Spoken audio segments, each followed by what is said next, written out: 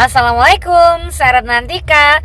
Untuk Gmaters jangan lupa subscribe, like, dan komen di channel YouTube Gmat. Dan pokoknya share di sosmed kalian semuanya ya. Salam Gmaters, salam satu misteri.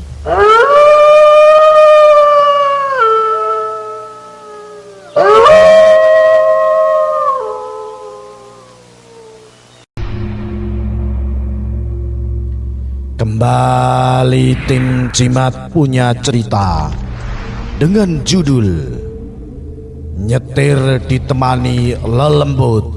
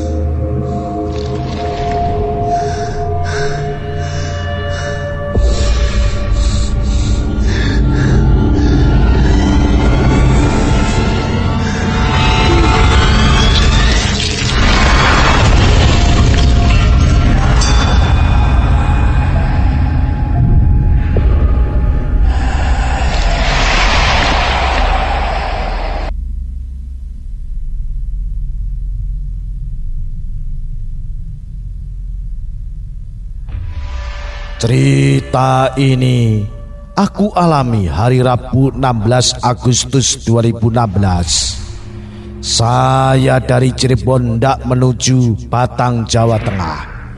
Karena tidak kebagian tiket kereta api, saya pun gambling menunggu bis malam Jakartanan yang lewat. Ternyata sampai jam 11 malam tak ada satupun bis yang lewat. Pucuk dicinta ulam tiba.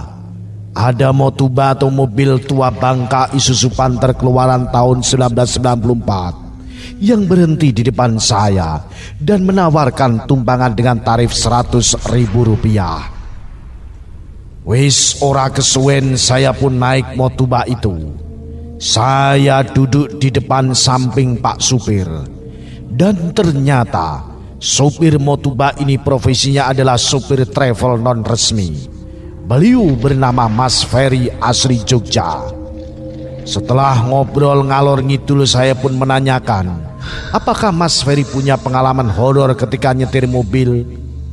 Dia menjawab, ada Mas. Begini ceritanya.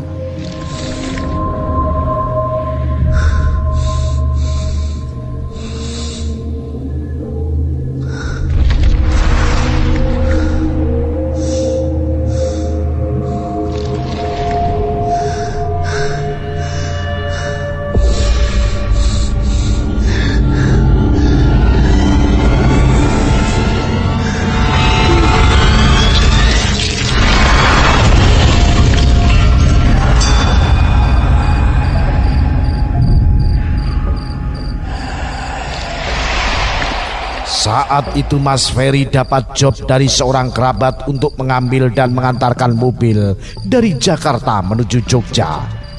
Mobilnya adalah Honda Jazz keluaran tahun 2008. Job seperti itu datangnya tak terduga dan waktu startnya pun asalnya.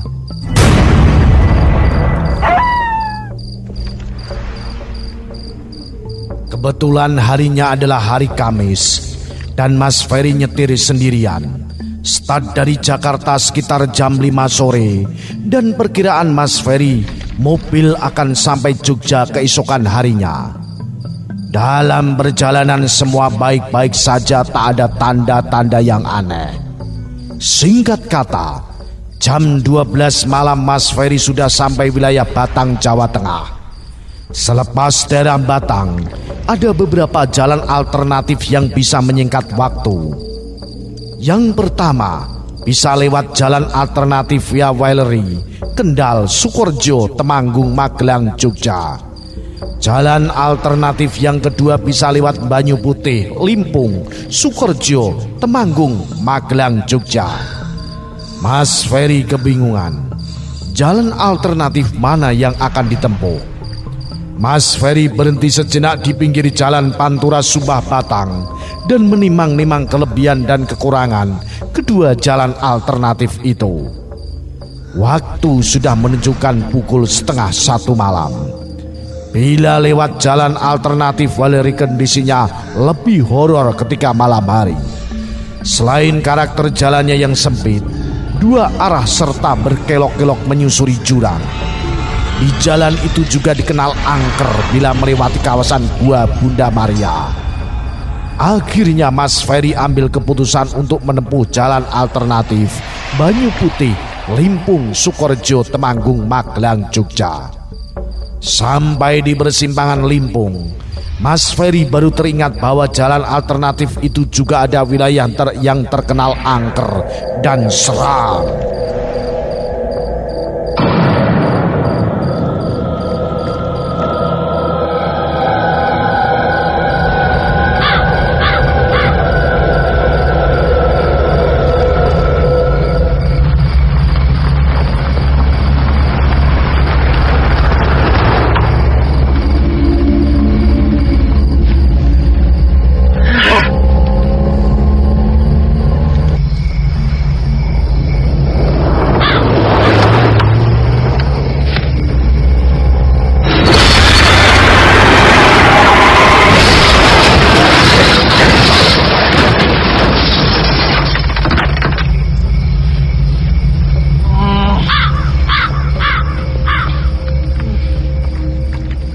Mas Ferry kembali berhenti sejenak, antara ragu dan tidak.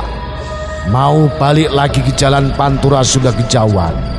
Akhirnya Mas Ferry lanjut lagi mengendari Honda Jazz-nya. Waktu sudah menunjukkan jam 1:30 pagi dan kondisi lalu lintas sangat sepi sekali. Dan mobilnya saat itu tidak ada tip mobilnya. Jadilah Mas Ferry nyetir dalam kondisi yang sangat sepi, di dalam maupun di luar mobil. Mas Ferry mulai memasuki jalan yang berkelok-kelok, dan ketika hampir memasuki wilayah jalan yang angker, Mas Ferry melihat sesosok perempuan berkain kebaya nan lusuh berdiri di pinggir jalan. Bulu kuduknya berdiri.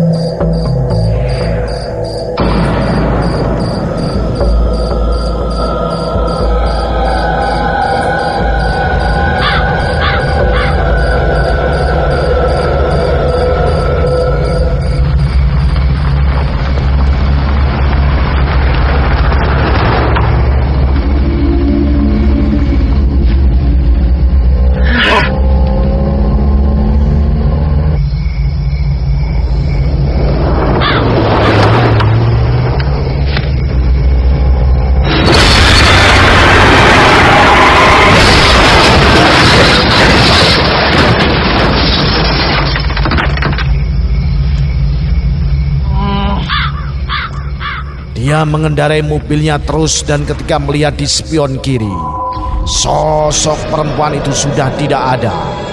Konsentrasi Mas Ferry terpecah jadi dua, antara melihat jalan di depan dan melihat spion kiri, was-was kalau perempuan itu terbang dan mengejarnya.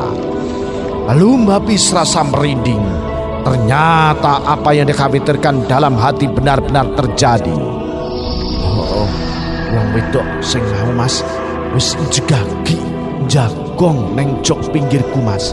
Sikile Mas, warnane putih pucet tur kuku-kukune warnane ireng. Mas Ferry merasakan takut yang luar biasa hingga tidak berani mengarahkan pandangannya ke samping kirinya. Dia terus menyetir mobilnya dengan posisi duduk mepet ke pintu sampai bau kanan dan telinganya nempel kaca samping kanan mobil. Makhluk itu tidak mengeluarkan suara dan bau-bauan yang khas, tapi keberadaannya bisa dirasakan. Mobil terasa berat sekali, seperti membawa beban yang sangat berat. Dia memacu mobilnya melewati tanjakan hingga ban mobil berbunyi.